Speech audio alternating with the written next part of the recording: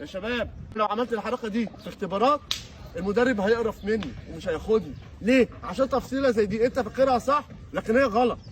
انا الديفندر هنا اهو حاجه استلم الكوره من هنا، انت استلمت وظهرك للمكان اللي انت هتهاجم فيه، اللي هو انا ايه، العب انا اهو استلمت هنا، انا بعد كده اعكس بجسمي واروح والعب. لكن لو انا عملت كده اهو، ركز يا ابني كلامي للكل، العب انزل كده اهو، لا استلمت بدي وش للمرمى والعب بقى العكسيه، اعمل باص.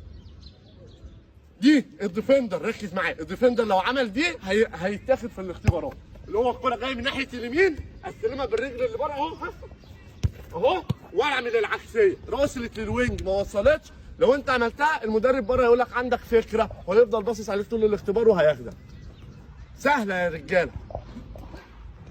سيبوه بقى تاني، خد الكوره ووديها هناك، ولا مصطفى سامح اضغط عليه خد الكوره، مصطفى سامح بس اللي هيدخل على الكوره.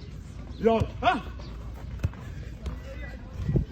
يلا ضاغط ها